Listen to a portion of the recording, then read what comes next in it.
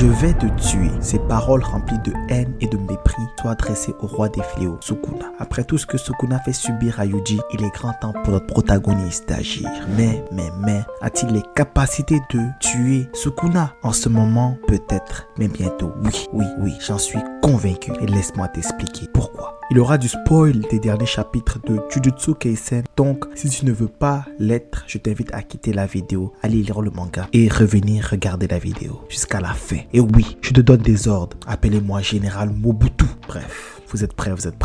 C'est parti.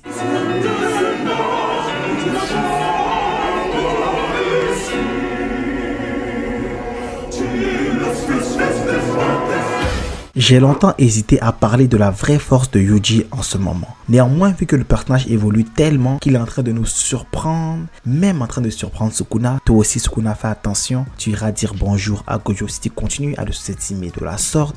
J'ai décidé de parler plutôt de son potentiel. Bref, en littéralement 2 chapitres, Yuji est passé de intéressant à intéressant. Donc, si on s'adapte au factuel, Yuji vient de nous manifester une technique d'inversion digne des plus grands exorcistes du monde. En effet, après une bonne lacération de Sukuna, il s'est régénéré en rien de temps. Digne de Gojo et de Sukuna, déjà de base, il a donné un coup qui a fait vibrer Sukuna de l'intérieur dans le chapitre 246. Donc, tous ces éléments nous montrent que Yuji est fort maintenant. Il a clairement le niveau des exorcistes de rang S, voire plus, mais le plus surprenant, c'est qu'on n'a rien vu. En effet, dans l'état actuel du combat, ce qui nous a montré, c'est trop léger pour battre Sukuna from Heian. Mais, vous vous souvenez, au début de cette vidéo, je vous ai dit que Yuji va tuer Sukuna. Et oui, j'en suis convaincu. Tellement convaincu que je pourrais mettre mon bangala à couper. Quoi?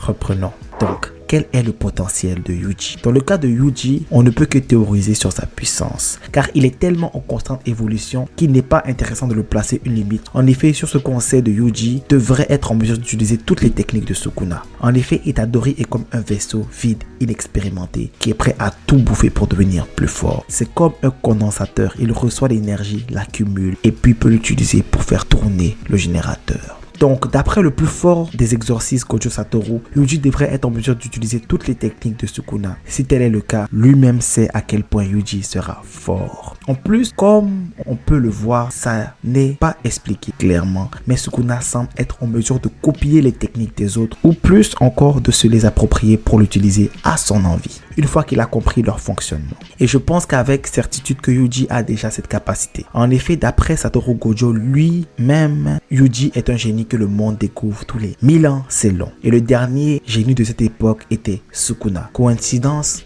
J'en doute. Bref, Yuji déjà, comme Sukuna, une fois qu'ils comprennent le fonctionnement d'une technique et qu'ils sont en mesure de la copier ou de se l'approprier, ceux-ci le font avec aise. Si on prend les rayons noirs, qui lui ont été expliqués durant le combat contre Anami, quand il était avec son best friendo, il a compris, il a vu, il a fait, il a réussi. Et je pense que ce point est très sous-coté chez Yuji, mais sa capacité d'adaptation et d'apprentissage qui passe par la compréhension est très cheatée. Sky is the limit. En plus, on apprend qu'il est la création de Kenjaku. Par création, on sait qu'il est l'enfant de Kaori Itadori, qui est sa mère, et Kenjaku l'a mise au monde en prenant possession de son corps. De plus, il est appelé par Shoujo son frère. Pourquoi Shoujo l'appelle mon frère? En effet, on peut voir que Yuji et Shoujo partagent un lien en commun qui se rapproche fortement de la fraternité.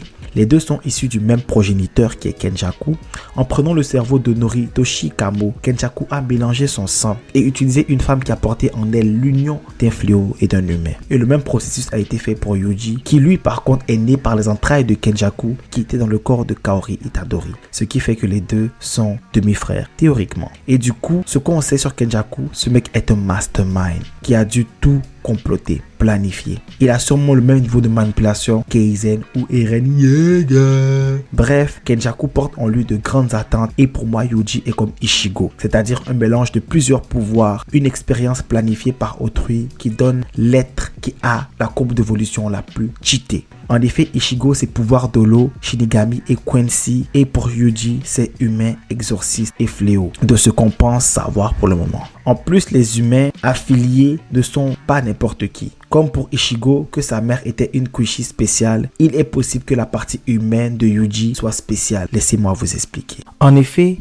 il est très fort probable que Yuji et Sukuna viennent de la même famille. En effet, il y a une théorie qui circule dans la communauté du Jujutsu Kaisen et plus qu'on s'attarde là-dessus, plus qu'on se rend compte que cela fait beaucoup de sens. En effet, Sukuna aurait un jumeau qu'il aurait possiblement tué. Sukuna lui-même dit qu'il était un enfant indésiré et dans Jujutsu Kaisen, seuls les jumeaux sont des enfants indésirés et dans ce cas de figure-là, ça peut expliquer beaucoup de choses. Mais je ne vais pas juste nommer ça, on va rentrer très deep là comme ça vous allez bien comprendre d'où je veux en venir. Mais avant de parler de ça, il faut qu'on s'attarde particulièrement à Sukuna pour qu'on puisse comprendre le lien de parenté qu'il a avec Yuji Itadori. Le nom Ryomen Sukuna trouve son origine dans la mythologie japonaise. Plus précisément, il est lié à une figure légendaire appelée Sakuna no Kami. Sakuna no Kami est un dieu ou une divinité maléfique dans le Kojiki, l'un des textes fondateurs de la mythologie japonaise. Ce dieu était associé à la maladie, à la calamité et à d'autres phénomènes maléfiques.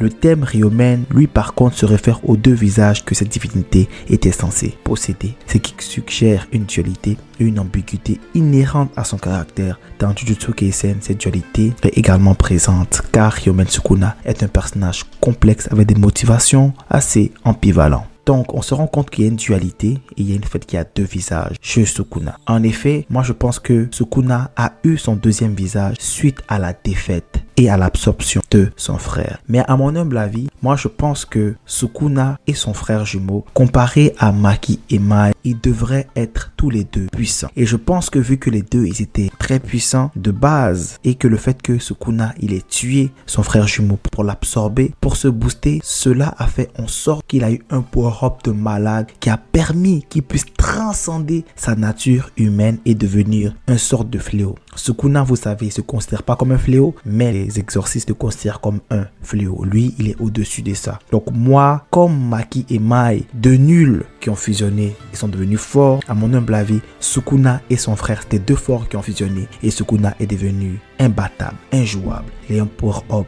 de malade suite à l'absorption qu'il a dégusté, il a graillé, il a dévoré, il a bouffé, il a soupé, il a dégusté son frère. Bref, si on revient à Yuji, le seul moyen de me battre, c'est moi-même. Hashtag Aomine Daiki. Dans cette optique-là, Kenjaku, je pense qu'il a pris pour cible une famille liée à Sukuna. Et cela fait tout son sens. Car il est très fort probable que le frère jumeau de Sukuna a eu une descendance avant de se faire manger par Sukuna. On sait que Sukuna n'a pas eu de descendance, donc c'est impossible que Sukuna soit l'arrière-arrière-grand-père de Yuji. Mais son jumeau, il est fort probable qu'il en ait eu une. Car on peut se rendre compte que les deux se ressemblent à tout point et les deux sont compatibles. En effet, comment Kenjaku a pu créer une créature qui est capable de contenir 100% du pouvoir de Sukuna sans que celle-ci soit liée par le sang. Bizarre.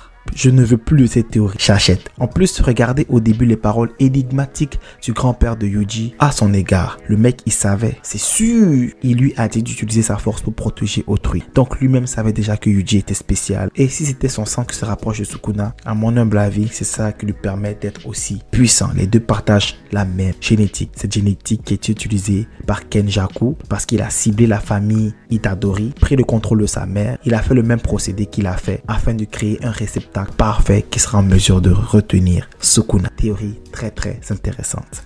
Dites-moi ce que vous en pensez dans les commentaires, les gars. Moi, je pense que c'est une dinguerie. Bref, ce qui fait en sorte que maintenant, on se rend compte que Yuji est en train de nous faire des dingueries là. Il nous a manifesté un bras humanoïde qui peut être le reflet de la manipulation du sang. Car maintenant, il est très fort probable qu'il a mangé ses 6 demi-frères embryons maudits restants et que cela est une manifestation de un de leurs pouvoirs. En étant un vaisseau et en le disant lui-même, il est prêt à manger tout pour Koros Sukuna. C'est ce qu'il a fait. Je pense que l'alimentation d'objets le rend plus fort. C'est évident qu'il l'a fait. Et pour terminer, Yuji maîtrise sûrement les techniques de transfert de l'âme. En effet, dans le chapitre 222, on le voit dans les exercices qu'il faisait avant d'aller se battre contre Sukuna, faire une technique qui semble être un échange d'armes. Donc, si Sukuna fait le fou, Yuji peut prendre son âme et tout whipper la situation. Avec cette technique-là qui, ma foi, est une technique pas très forte, mais bien utilisée, peut changer la donne. Bref les gars, plus qu'on cherche, plus qu'on se rend compte que Sukuna est sûrement invincible. Cependant dans Jujutsu Kaisen, ce n'est pas le plus fort qui gagne. Tous les exorcistes, malgré leur fort, ont des exorcistes qui possèdent des sorts qui ont ou qui sont contre naturels. C'est comme ton Pokémon, l'eau est plus fort que le feu est plus fort que la plante est plus fort que l'eau. Quelle belle synergie. Et dans cette optique, Sukuna devrait craindre le pire, car le seul être capable de le retenir dans son corps est Yuji. Il existe car sa vraie puissance aussi pourrait même étonner le roi des fléaux. Kenjaku au final nous avait prévenu, tout est calculé, rien n'est fait à la légère. Si t'es nul avec la chair, quand t'as de l'argent, elle te trouvera BG.